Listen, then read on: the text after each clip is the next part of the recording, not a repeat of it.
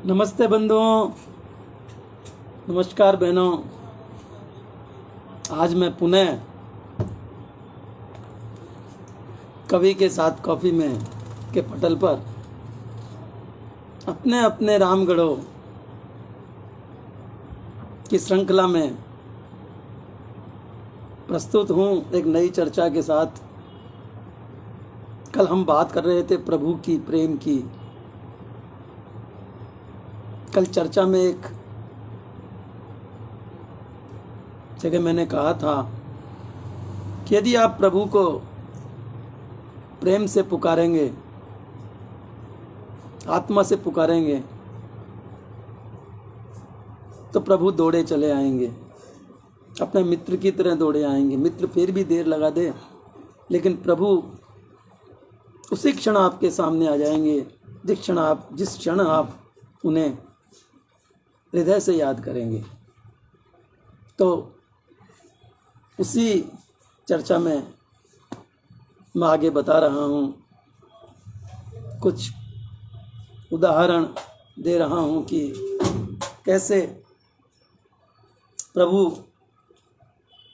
दौड़े चले आए सहायता के लिए, अपने भक्त को बचाने के लिए, अपने भक्त की सहायता के लिए। तो तुलसीदास जी ने लिखा है कि जासु नाम भय भेषज हरण घोर त्रयशूल, सो कृपाल मोहितो पर सदा रहु अनुकूल। कि जिसके नाम लेने से तीनों प्रकार के दुख, शारीरिक, मानसिक, दैविक, सारे दुख जिनके नाम लेने से दूर हो जाते हैं, वे प्रभु मुझ पर अपनी कृपा बरसाएं और मेरे अनुकूल रहें। एक किस्सा है जो हमें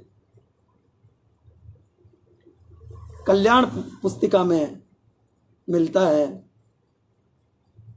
लिख करके भेजा है अजय नरेंद्र जी व्यास ने। वे लिख रहे हैं कि भगवत कृपा से घर में सभी लोग श्रद्धावान और भगवत प्रेमी हैं। प्रारंभ से ही घर में पूजा पाठ और श्री राम श्री कृष्ण महोत्सव आदि पर्व बड़े ही उत्साह और उमंग से मनाए जाते हैं। घर पर ही श्री राम मंदिर, श्री हनुमान जी और श्री शिव जी का भी मंदिर हमने स्थापित कर रखा है। सात्विक वातावरण और मंदिर के चारों ओर अन्य श्रद्धालुओं के रहने से मन को शांति और बड़ा ही सुकून मिलता है। घर के सामने हर मंगलवार को सुंदरकांड का पाठ हम लोग करते हैं।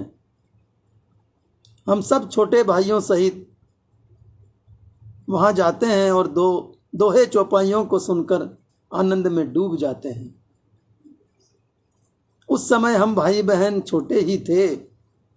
धीरे धीरे सुंदरकांड कंठस्थ होने लगा और घर पर मंदिर में ही हर शनिवार को घर के सभी बच्चे, बूढ़े तथा आसपास के श्रद्धालु भक्त एकत्रित होकर के पाठ करने लगे। इतना ही नहीं, प्रभु प्रेरणा से हम 4-5 छोटे भाई दूसरे मित्रों के घर पर जाकर भी सुंदरकांड का पाठ करने लगे। जो चढ़ावा आता उससे श्री रामचरितमानस ग्रंथ खरीद लाते और शेष रुपए जमा कर लेते थे। जमा रुपयों से हम सब भाई हरिद्वार, ऋषिकेश, प्रयाग, चित्रकूट, अयोध्या, काशी जी जाकर के भजन और सुंदरकांड का पाठ करते तथा अलौकिक आनंद प्राप्त करते। क्या समझ थी, क्या सूझबूझ थी, किस तरह से भगवान को समर्पित भी हो रहे थे, यात्रा भी कर रहे थे और आनंद भी ले रहे थे, प्रभु का सामीप्य भी पा रहे थे। ऐसे ही यात्रा के क्रम में एक दिन हम लोग चित्रकूट की यात्रा पर गए थे। अजय नरेंद्र जी व्यास बता रहे हैं कि ऐसी ही यात्रा की श्रृंखला में जितने भी सुंदरकांड के साथी थे, वे सब चित्रकूट की यात्रा पे जा रहे थे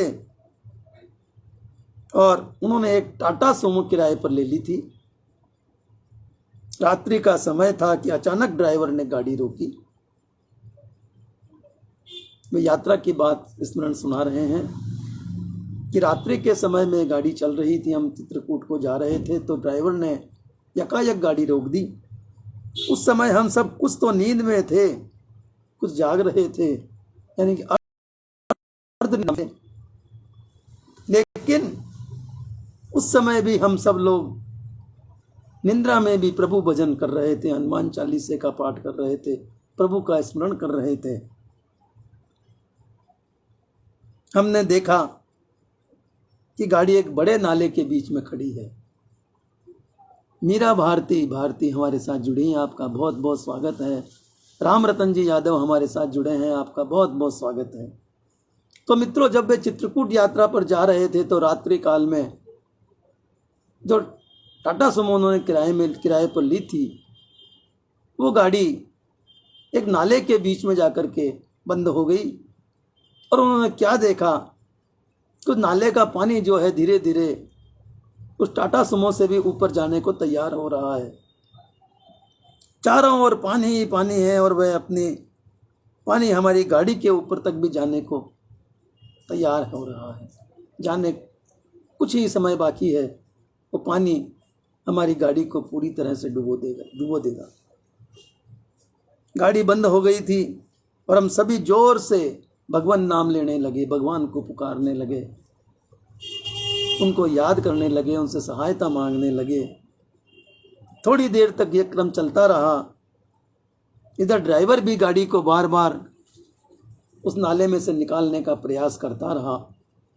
कुछ ही देर में राम जी की कृपा ऐसी हुई कि गाड़ी स्टार्ट हो गई और हम सब बड़े आनंद से जोर जोर से भगवान भजन करने लगे और गाड़ी उस नाले को पार कर गई। हम सबके प्राण बच गए। ये प्रभु की कृपा है, प्रभु का ही सहयोग था। हमारी पुकार प्रभु ने सुनी। तो मित्रों, हम जब भी प्रभु को सच्चे हृदय से पुकारेंगे, प्रभु हमारे लिए हाजिर नाजिर खड़े हो जाते हैं, हमारी सहायता को दौड़े चले आते हैं। ऐसा ही एक और वाकया उन्होंने लिख करके भेजा है कि हाल ही में दिवाली के दूसरे दिन ये घटना घटी कि हम सभी रामायण पाठी अपने काका काकी के परिवार सहित सुंदरकांड का पाठ करने के लिए भोपाल के पास अरोलिया गांव जाने के लिए सुबह 5 बजे वैन में बैठ करके निकल गए। सुबह के समय हम सभी हनुमान चालीसे का पाठ करते हुए जा रहे थे। मंगलवार का दिन था। सुबह 6:30 बजे के करीब आगे जा रहे एक ट्रक के गलती करने के कारण हमारी गाड़ी फुटबॉल की तरह लुढ़कती हुई एक सूखे नाले में जा गिरी। लेकिन भगवत की कृपा देखिए कि हमें खरोंच तक भी नहीं आई, जबकि गाड़ी फुटबॉल की तरह लुढ़कती हुई आई थी। हाँ, काका काकी को जरूर थोड़ी बहुत अंदरूनी चोटें आई थी, लेकिन प्रभु ने हमें ऐसी सद्बुद्धि दी कि हम उन्हें निकट ही गांव में ले गए और वहां उनकी प्राथमिक चिकित्सा करवा करके आगे जहां हमें जाना था हम गंतव्य पर गए, सुंदरकांड का पाठ किया और आनंद से अपने घर पुनः आ गए। ये प्रभु का चमत्कार प्रत्यक्ष देखने को मिला। ये सब देखते सुनते हम इस निष्कर्ष पर पहुंचे कि ये जरूरी नहीं है कि कोई घटना घटे तभी हम भगवान का नाम लें, तभी हम भगवान का भजन करें, बल्कि भजन को तो जीवन का लक्ष्य बना लेना चाहिए। इसमें क्या लगता है? ना प्रसाद लगे, ना अगरबत्ती लगे, ना दीप लगे, ना घी लगे, ना बाती लगे। प्रभु का भजन करते रहिए, उठते बैठते सोते जागते कार्य करते हुए मानस नाम लेते रहिए, रटते रहिए। बबीता कुमारी जी हमारे साथ जुड़ी हैं, आपका बहुत बहुत स्वागत है। राम रतन जी का स्नेह बराबर मिल रहा है। आपका भी बहुत बहुत स्वागत है।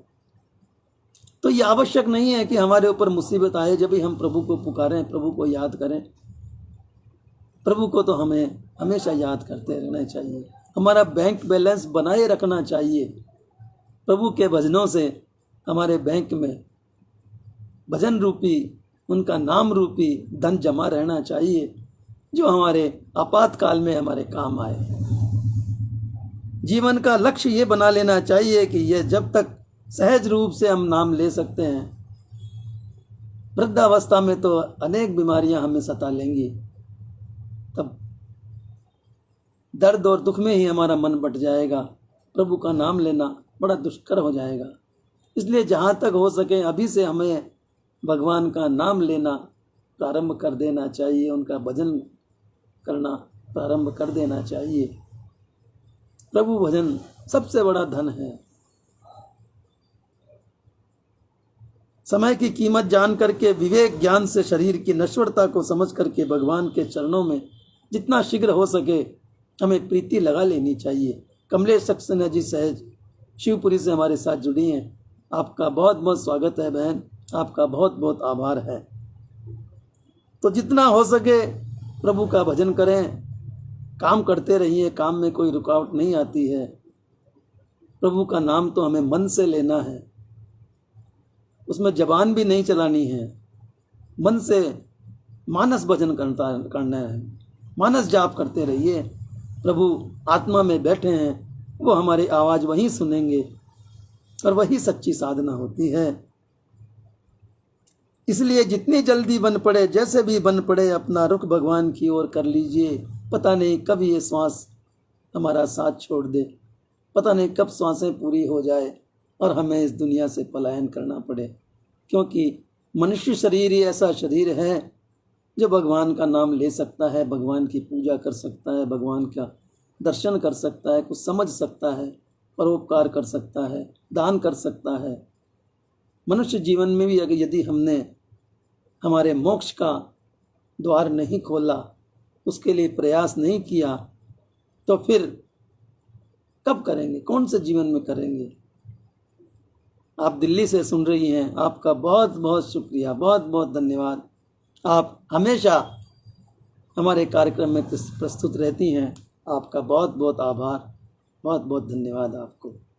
आप कहीं भी रहें लेकिन फिर भी कमलेश जी हमसे जुड़ने का बराबर प्रयास करती हैं, बहुत बहुत धन्यवाद।